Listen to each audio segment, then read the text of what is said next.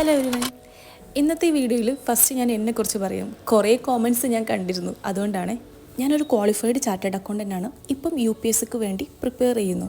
ഒരു ജോബുണ്ട്, ആ ജോബിൻ്റെ ഇടയ്ക്കാണ് പ്രിപ്പയർ ചെയ്യുന്നത്. പിന്നെ ഞാൻ ഇവിടെ വീഡിയോ ചെയ്യുന്നതിൻ്റെ അല്ലെങ്കിൽ വീഡിയോ പോസ്റ്റ് ചെയ്യുന്നതിൻ്റെ മെയിൻ ഉദ്ദേശം, ഇൻറ്റൻഷൻ എന്ന് പറയുന്നത് എൻ്റെ പ്രൊഡക്ടിവിറ്റി കൂടാനും കൺസിസ്റ്റൻസി എനിക്ക് മെയിൻറ്റെയിൻ ചെയ്യാനും വേണ്ടി മാത്രമാണ്.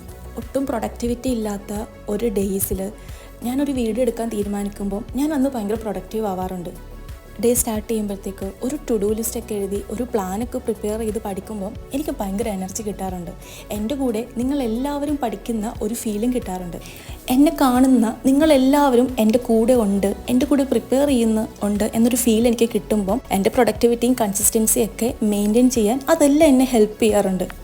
അറിയാലോ, കുറേ നെഗറ്റീവ് കമൻസും കുറേ ട്രോളും ഒക്കെ ഫേസ് ചെയ്തിട്ടായിരുന്നു ഞാൻ ഇപ്പോഴും ഈ വീഡിയോ സ്റ്റിൽ കൊണ്ടുപോകുന്നത്. അവിടെയും ഞാൻ എൻ്റെ ഒരു ജേണി മാത്രമേ നോക്കുന്നുള്ളൂ. മറ്റുള്ളവർ എന്തു പറയുന്നു, ഓർക്കുന്നു, തിങ്ക് ചെയ്യുന്നു, അതിലൊന്നും ഞാൻ ഒട്ടും ബോധേഡല്ല. എനിക്ക് ഈ എക്സാം കൊണ്ടുണ്ടാവുന്ന അല്ലെങ്കിൽ ഈ പ്രിപ്പറേഷനിലുണ്ടാവുന്ന എൻ്റെ ബേൺ ഔട്ട് കാര്യങ്ങളൊക്കെ നിങ്ങളുമായി ഷെയർ ചെയ്യുമ്പം അതിൽ കുറച്ച് പേരൊക്കെ റെസ്പോണ്ട് ചെയ്ത് ഓരോ കോമൻറ്റ്സിലൂടെയും ഓരോ മെസ്സേജിലൂടെയൊക്കെ ഓരോ കാര്യങ്ങൾ പറയുമ്പം ഞാൻ ഭയങ്കര എനർജറ്റിക് ആവാറുണ്ട്.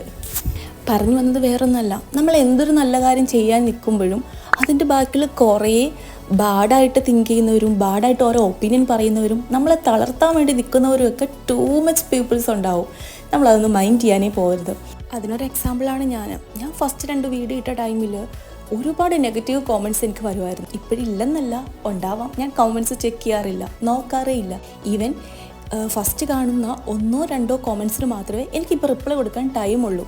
നിങ്ങൾക്ക് പേഴ്സണലി എൻ്റെ എന്തെങ്കിലും ഹെൽപ്പ് വേണമെങ്കിൽ ഞാൻ എൻ്റെ ടെലിഗ്രാം ചാനലിൻ്റെ ലിങ്ക് എൻ്റെ യൂട്യൂബ് ചാനലിൽ കൊടുത്തിട്ടുണ്ട്. നിങ്ങൾക്ക് വന്ന് ചോദിക്കുന്ന ടൈമിൽ ഓൾമോസ്റ്റ് എന്നെക്കൊണ്ട് പറ്റുന്ന പോലെ എല്ലാവർക്കും ഞാൻ റിപ്ലൈ കൊടുക്കാറുണ്ടെന്നാണ് എനിക്ക് തോന്നുന്നത്.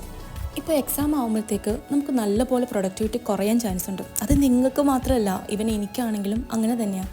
നല്ലപോലെ പഠിക്കണമെന്ന് ഉദ്ദേശിച്ചിരുന്നാൽ പോലും ഇനി മുന്നോട്ടുള്ള സബ്ജക്റ്റുകൾ എനിക്ക് റിവൈസ് ചെയ്യാൻ ടൈം കിട്ടുമോ, ഏതെങ്കിലും ഒന്നൊക്കെ സബ്ജക്റ്റ് പഠിച്ചിട്ടില്ലെങ്കിൽ അത് ക്ലിയർ ആവുമോ, അല്ലെങ്കിൽ അതിനി നോക്കാൻ ടൈം കിട്ടുമോ എന്ന് തിങ്ക് ചെയ്ത് തന്നെ ഞാൻ ഒരുപാട് ടൈം കളയാറുണ്ട്.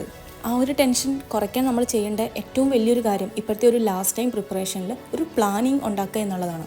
വീക്കായിട്ടുള്ള സബ്ജക്റ്റിന് കൂടുതൽ ടൈം വെച്ചും പിന്നെ റിവൈസ് ചെയ്യേണ്ട സബ്ജക്റ്റ് പ്രോപ്പറായിട്ട് റിവിഷൻ ചെയ്യാനുള്ള ടൈമൊക്കെ വെച്ചിട്ട് ഒരു പ്ലാനർ ഉണ്ടാക്കിയിട്ട് പ്രോപ്പറായിട്ട് അതുമായിട്ട് മുന്നോട്ട് പോയാൽ നമുക്ക് ഈ തിങ്ക് ചെയ്യാനുള്ള ടൈമൊന്നും പിന്നെ കിട്ടില്ല. അവിടെ എനിക്ക് നല്ല ടെൻഷനുണ്ട്, നല്ല ആങ്സൈറ്റി ഉണ്ട്. അതിന് മെയിൻ കാരണം ഇത്രയും നാളും പഠിക്കാൻ കൂടെ ഉണ്ടായിരുന്നൊരു ഫ്രണ്ട് ഇപ്പം എൻ്റെ കൂടെ പഠിക്കാനില്ല എന്നുള്ളതാണ്. എന്ന് വെച്ചിട്ട് ഈ ഫ്രണ്ട് പഠിക്കുന്ന UPSC ഒന്നും അല്ല കേട്ടോ. അവൾ വേറൊരു കോഴ്സ് തന്നെയായിരുന്നു. അവളത് അവളുടെ ഡ്രീം കംപ്ലീറ്റ് ചെയ്ത് അവൾ സ്റ്റിൽ അതിൽ ഫോക്കസ്ഡാണിപ്പം. അതുകൊണ്ട് തന്നെ ഇരുന്ന് പഠിക്കുമ്പം ഭയങ്കരമായിട്ട് എക്സോസ്റ്റഡ് ആവാറുണ്ട്, ബേൺ ഔട്ട് ആവാറുണ്ട്. ഈവൻ നിങ്ങളെല്ലാവരും കൂടെ ഉള്ളത് കൊണ്ടാണ് അതെല്ലാം ഞാൻ കുറേയൊക്കെ കുറയ്ക്കുന്നത്.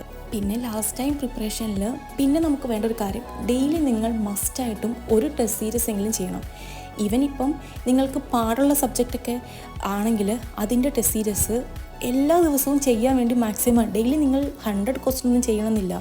ഈവൻ ഒരു 50 ക്വസ്റ്റ്യൻ എങ്കിലും എടുത്ത് വെച്ചിട്ട് മാക്സിമം ചെയ്യണത്, അല്ലെങ്കിൽ ഒന്നുമില്ല 10 ക്വസ്റ്റ്യൻ എങ്കിലും ഡെയിലി MCQ ടൈപ്പ് ചെയ്യണത് ഒരുപാട് എഫക്റ്റീവ് ആയിരിക്കും കേട്ടോ നിങ്ങളുടെ ഒരു ജേണിയിൽ. നിങ്ങൾ പുതിയൊരു സബ്ജക്റ്റ് ഇനി പഠിക്കുകയാണെങ്കിൽ റിവിഷന് ടൈം ഉണ്ടെങ്കിൽ മാത്രം അത് പഠിക്കണമായിരിക്കും ബെറ്റർ.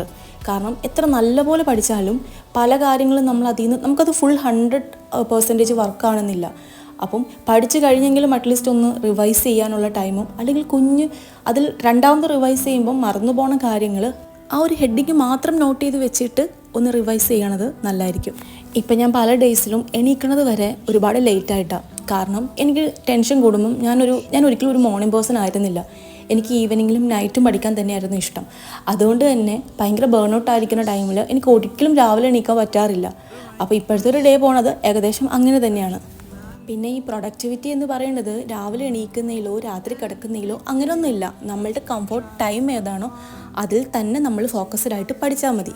മാക്സിമം നമ്മൾ ഒരു പ്ലാനർ പ്രിപ്പയർ ചെയ്യുമ്പം അതിൽ ടു ബിസി ആയിട്ട് വേണം ചെയ്യാൻ വേണ്ടിയിട്ട്. അപ്പോൾ ഈ തിങ്ക് ചെയ്യാനുള്ള ടൈമൊന്നും അവിടെ ഉണ്ടാവില്ല. ഇപ്പം ഞാൻ അങ്ങനെയാണ്. ഒന്ന് മാത്രം ഓർക്കുക, ഇനിയുള്ള ടൈം, ഇപ്പോഴത്തെ ടൈം ഉണ്ടല്ലോ, നമുക്ക് ഭയങ്കര ഇമ്പോർട്ടൻ്റാണ്. ഇപ്പോൾ പഠിക്കുന്ന ഓരോ കാര്യമായിരിക്കും നാളത്തെ ക്വസ്റ്റ്യൻ പേപ്പറിൽ നമ്മളെ ടു ഹെൽപ്പ് ആവുക എന്ന് മാത്രം നിങ്ങൾ ഓർത്താൽ. ഒരു സത്യം പറയട്ടെ, ഇന്ന് എനിക്ക് ഒട്ടും പഠിക്കാൻ മൂടില്ലായിരുന്നു. അതുകൊണ്ടായിരുന്നു ഈ വീഡിയോ എടുത്തിട്ടുണ്ടായിരുന്നത്. ഇന്ന് ഞാൻ പഠിച്ച സബ്ജക്റ്റ് എൻവയോൺമെൻ്റ് ആണ്. കൂടെ GC ലിയോണും കൂടെ ഒന്ന് നോക്കിപ്പോയി. ജസ്റ്റ് ഓവർലാപ്പിംഗ് വരുന്ന ക്ലൈമറ്റ് ചേഞ്ചിൻ്റെ ചില പോർഷൻസ്. എന്നിട്ടുണ്ടല്ലോ ലാസ്റ്റ് ടൈമൊക്കെ ഒന്ന് റിവിഷൻ ചെയ്യാൻ വേണ്ടിയിട്ട് മറന്നു പോകുന്ന ഉറപ്പുള്ള കാര്യങ്ങൾ വളരെ കുഞ്ഞായിട്ടൊരു 3 പേജാക്കി വെച്ചു. പിന്നെ ഞാൻ പ്രൊഡക്റ്റീവ് ആയില്ലേ, അതിൻ്റെ റീസൺ ഉണ്ടല്ലോ, എൻ്റെ പ്ലാനിങ് തന്നെയാണ്. അതുപോലെ നിങ്ങളും പ്ലാൻ ചെയ്താലും നിങ്ങളെ കൊണ്ടും ഭയങ്കര ഈസി ആയിട്ട് ഇതൊക്കെ പറ്റും. അപ്പോൾ ശരി, താങ്ക് യു ഓൾ.